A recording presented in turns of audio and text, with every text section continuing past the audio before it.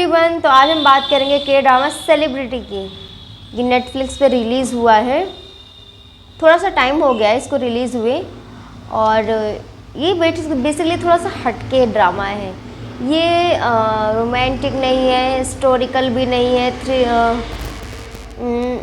Murder mystery भी नहीं है, थोड़ा हटके है। इन द सेंस ये सोशल मीडिया इन्फ्लुएंसर्स आजकल जो बहुत ज़्यादा बने हुए हैं, आए दिन आपको देखने को मिलेगा किसी के 40 के फॉलोवर्स है, किसी के अबव है, 1M है।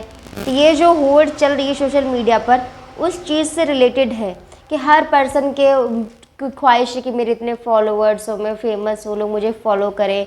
फिर वो अपने आप को इन्फ्लुएंसर्स कहने लगते हैं। उसके बाद जब उनके जितने ज़्यादा फॉलोवर्स बढ़ते जाते हैं, वो थिंक करने लगते हैं कि वो सेलिब्रिटीज़ हैं, जो वो जैसा करेंगे पीपल उनको फॉलो करते हैं, वो जिस तरह के बिज़नेस को प्रमोट करते हैं लोग उन चीज़ों को ख़रीदते हैं। तो इस तरह से इसकी ये लाइफ इस ड्रामा में दिखाई गई है।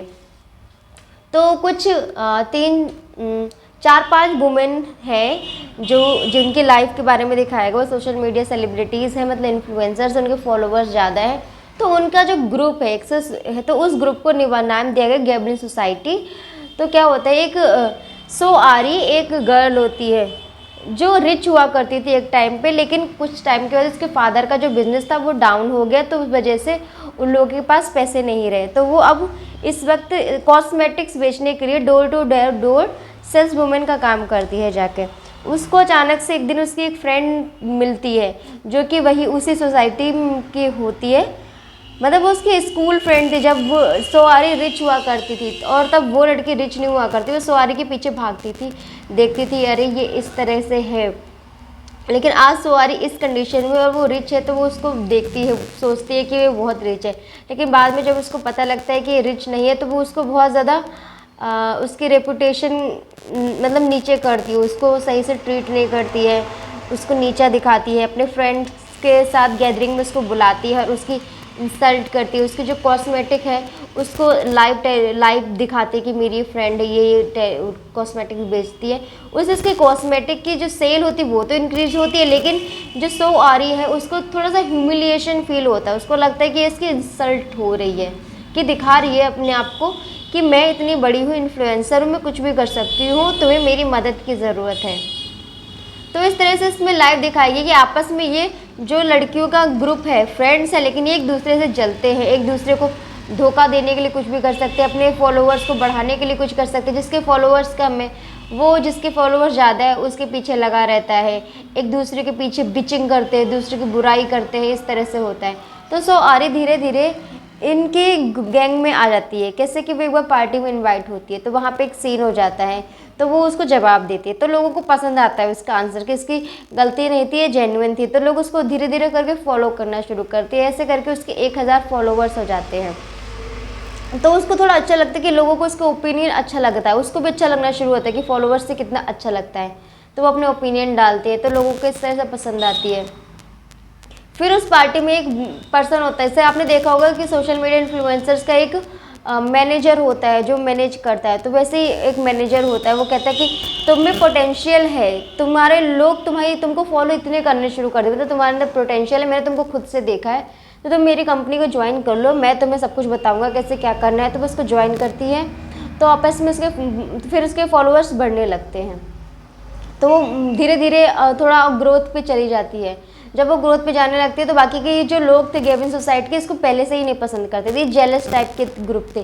इनको लगने लगता है कि हमारे आगे ये क्या है, ये हमारे स्टेटस में नहीं है। लेकिन जब ये ग्रोथ करना शुरू करते तो उनकी जेलसी और ज़्यादा बढ़ जाती है। तो वो आपस में मिलजुल कर जो उनसे हो रहा था सब कुछ उन्होंने करना शुरू कर दिया, इसके बारे में रूमर्स फैलाना शुरू कर दिया। तो धीरे धीरे इसने अपने खुद की क्लोथिंग ब्रांड नहीं शुरू की थी, अभी बिजनेस शुरू किया था कि अपने स्टाइल में फ़ोटो खिंचा रही थी, लोगों को पसंद आ रहे थे, उन क्लोथ्स को मतलब सेल कर रही थी, लोग उसको ले रहे थे, उसके अपने स्टाइल को, वो अपने स्टाइल से क्लोथ खरीद रही थी किसी फैक्ट्री से। तो इन लोगों ने, ये सोसाइटी ने डिसाइड किया कि किसी और बड़े इन्फ्लुएंसर को इन्होंने थोड़ा सा उनसे बात की, ताकि ये जहाँ से क्लोथ्स वगैरह खरीदती थी वहाँ से उन पर कॉपीराइट कर दिया जाए क्लोथ से, ताकि ना ले पाए। इसका बिजनेस में बहुत सारा इसको लॉस हुआ। फिर इसने डिसाइड किया मैं कुछ ऐसा खेलूंगी कि जिससे मैं बहुत ज़्यादा हो, उसको बहुत ज़्यादा बुरा फील है कि इन्होंने इसके पीठ पीछे ऐसा किया। फिर वो कुछ टाइम के लिए सोशल मीडिया से गायब हो जाती है। वहाँ फिर ये पीछे पीछे बहुत ज़्यादा मेहनत करती है। एक बहुत बड़ी जापानीज़ सेलिब्रिटी होती है, मॉडल होती है, उसके क्लोथ्स को परचेज करती है, उसके सेव और उनको अच्छे से ड्रेसअप करती है अपने स्टाइल में।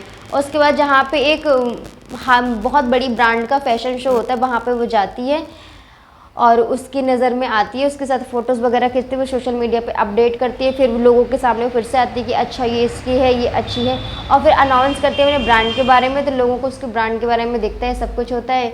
इसी बीच क्या होता है, एक बार इन लोगों ने जब सॉरी सोशल मीडिया इन्फ्लुएंसर्स नहीं बनी होती है, तो इन गेमिंग सोसाइटी वालों ने उसको बुलाया होता है एक पब में जहाँ पर ड्रग्स चल रहे होते हैं, और उसको ये बात पता नहीं होते हुए वहाँ पे क्या होता है, एक लड़के ने बहुत ज़्यादा ड्रग्स ओवर यूज़ कर लिया होता है और उसकी डेथ हो गई होती है। लेकिन किसी को नहीं पता होता कि उसकी डेथ होगी, क्योंकि जो एक लड़की होती है उसका जो हस्बैंड होता है वो लॉयर होता है, उसका पूरा लॉ फर्म होता है। तो वो अपने आप को समझता है कि मैं इतना बड़ा लॉ का वो हूँ, तो मुझे सब कुछ आता है, कोई मेरा कुछ नहीं बिगाड़ सकता। उसके अंदर बहुत ईगो होती है, वो अपने आप को बहुत बड़ा आदमी समझता है। तो वो इस केस को दबा लेता है, क्योंकि उस पब में उसकी सिस्टर है, वो भी इसी सोसाइटी के मेम्बर थे, वो भी सेम इसी की तरह ईगोइस्टिक है, वो ड्रग किए हुए पड़ी हुई थी। और तो वो उसको ले जाता है, और एक दूसरे इन्हीं सोसाइटी के गर्ल का एक हस्बैंड होता है जो प्लास्टिक सर्जन होता है, तो वो किसी और डॉक्टर को दे नहीं सकता, तो वो उसको दे देता है, कहता है तुम इसको अपने हॉस्पिटल में रखोगे, इसकी देख रेख करोगे, बस इसको ज़िंदा रखना है। लेकिन उसने ओवर यूज ड्रग का इतना कर लिया होता है कि वो मर तो पहले गया होता है, बट ये उसको ज़िंदा रखते हैं। लेकिन एक टाइम पे होता है कि वो उसको ऑफिशियली डेड कह देते, वो उसको नहीं रख सकते, वो उसकी डेथ हो जाती है। तो जब उसके फैमिली में ये बात पहुंचती है, तो उसकी सिस्टर पब में आती, थोड़ा सा सीन होता है, तब सबको पता लगता है कि वो पर्सन डेड हो गया। तो सवारी को जब ये बात पता लगती है तो उसको थोड़ा सा फील होता है, क्योंकि सवारी ने पहले कोशिश की होती है पुलिस को फ़ोन करने की, एम्बुलेंस बुलवाने की, क्योंकि मरने वाला। तब यही जो लोग होते हैं वो उसको रोक देते हैं कि तुम भी फंसोगी, अब ये मरा नहीं है, ज़िंदा है, ड्रग्स का केस हो गया, सबको पता लग जाएगा, तो उसको रोक लेते हैं। लेकिन जब सवारी को पता लगता है कि उसकी सिस्टर ऐसे उसके साथ हो रहा है, सिस्टर को ये लोग इस तरह से डर धक्का दे रहे हैं और उसकी डेथ हो गई, तो सवारी एक दिन खुद ही पुलिस स्टेशन जाकर सब कुछ बता देती कि मैं भी थी, मैंने पब में खुद अपनी आंखों से देखा, ऐसा ऐसा हुआ। तो उस लॉयर को पता लगता है कि सॉरी वहाँ ऑफिस में गई, तो वो ये जो गेमिंग सोसाइटी की फीमेल्स होती है उनके साथ एक ऐसा रचता है कि दूसरी लड़की खुद की लाइव कर देती है और बता देती कि जो ड्रग वाला केस है सब झूठा है, सॉरी ने मुझसे कहलवाया था, ये वो ऐसे सब बता देती। सॉरी की लाइव वहीं पे हो जाती है कि इसने क्या बोल दिया, वो बोल दिया गलत, उधर सवारी के ऊपर इल्ज़ाम आ गया कि इसने झूठ बोल दिया है, ये झूठी है, ये लोगों को बदनाम करना चाहती है, इस तरह से इसके ऊपर ये इल्ज़ाम वगैरह आ गया।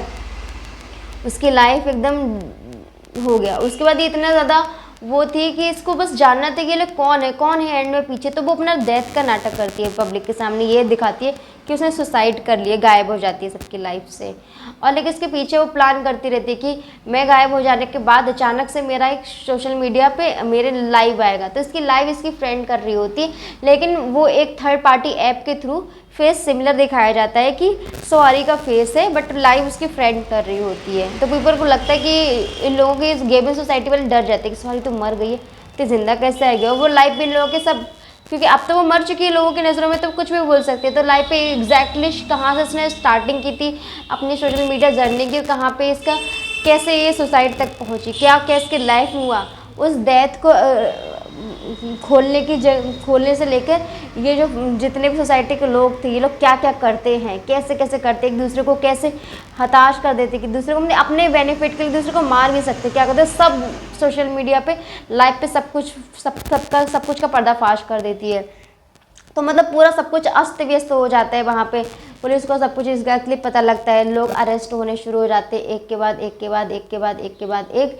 तो इसको मेन एक इस पर्सन को पकड़ना होता है। एक पर्सन होता है जो ऑफलाइन ही चैट करता है, पहले इससे चैट करता है, इसकी मदद की थी टॉप पे पहुँचने में, फिर उसने इसके खिलाफ हो गया, वो इसका हेट पेज बन गया और वो उन गेमिंग सोसाइटी वालों की मदद करने लगा। वो चैट्स को फैब्रिकेट करता था, मतलब जो ओरिजिनल चैट है उनको एडिट करके कुछ भी उल्टा सीधा लगा देता था, सॉरी को बदनाम करने को उसने सब किया था। सॉरी ने इसको पकड़ने के लिए लाइव की, क्योंकि जब वो लाइव करेगी तो बंदर इससे क्वेश्चन पूछेगा बार बार, जब वो क्वेश्चन पूछेगा तो ये भी पता लग जाए कि वो कहाँ रहती है, कौन है, क्या है, बहुत सारी डिटेल्स पता लगेंगी। तो इतने बीच उसका जो भाई था वो हैकर था, तो सब कुछ डिटेल्स वगैरह पता लगे। तो सवारी लास्ट में जाती है इससे कन्फ्रंट करने, जो भी थी बीबी फेमस नाम से, जो भी इंस्टाग्राम चला रही थी, जो इस सबके पीछे फेमस थी, जो सवारी का हेट पेज बन गया था बाद में, तो उसको फिर वो देखती है कि तुमने ऐसा क्यों किया, क्या किया।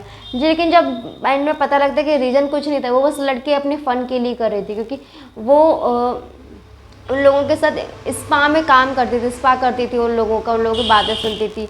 और वो एक साइकोटिक थी, उसका मेंटल डिसऑर्डर था, उसका ट्रीटमेंट चल रहा था, वो लोग रिकॉर्डिंग्स वगैरह सब पूरा टाइम रिकॉर्ड करती रहती थी। इसी कारण उसके पास सारी इन्फॉर्मेशन हुआ करती थी, तो इसकी वजह से सब कुछ सॉरी की लाइफ अस्त व्यस्त हो गई थी। और जब सारा सच दुनिया के सामने आ जाता है तो लोग वापस से उसके जो एंटी फैन थे या जो भी थे, पूरे 4 मिलियन लोग उसके वेट कर रहे होते, उसके फ़ैन बन चुके होते कि सॉरी रिटर्न हो जाए, वापस आ जाए सोशल मीडिया पे। फिर सॉरी सोचती है कि बहुत टेम्पटिंग तो लग रहा है कि अच्छा लग रहा है, लोग मुझे इतना फॉलो कर रहे हैं कुछ भी, लेकिन फिर कहती कि जिस लाइफ में मैं जा चुकी हूँ, मुझे पता लग चुका है वहाँ क्या है, मैं वहाँ दोबारा नहीं जाना चाहूँगी, तो फिर वहाँ दोबारा नहीं जाती है, अपनी लाइफ में खुश रहती है और यहीं पे दी एंड हो जाता है। मतलब मैंने तो कुछ नहीं बताया इस ड्रामे के बारे में, क्योंकि ऑब्वियसली मैं इतना डिटेल में नहीं बता सकती। आप जब खुद से इस ड्रामे को देखोगे तब आपको पता लगे कि एग्जैक्टली डिटेल में क्या हो रहा है, कैसा क्या है।